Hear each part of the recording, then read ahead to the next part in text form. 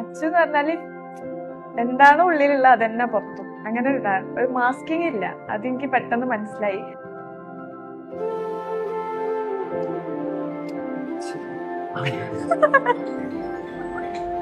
സത്യം. എനിക്ക് എങ്ങനെയോ അതാണ് അച്ചു.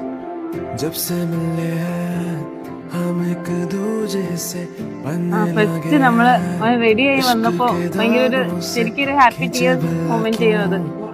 കാരണം നമ്മളെ കൂടെ ഉണ്ടായിരുന്ന ഒരാള് പെട്ടെന്നൊരു ചെറുപ്പം മുതലേ കണ്ട് നിന്ന് പെട്ടെന്ന് വലുതായ പോലെ.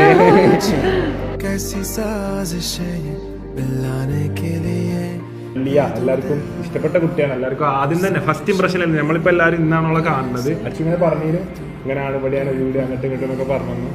ഫസ്റ്റ് ഇംപ്രഷനിൽ തന്നെ ഞങ്ങളെ ചെക്കന്മാർക്ക് എല്ലാവർക്കും ഒറ്റയടിക്ക് ഓക്കെ ആയ ഒരു മെമ്പറാണ് ലിയ. മാഷാഅല്ലാഹ് കൈയടിക്കും.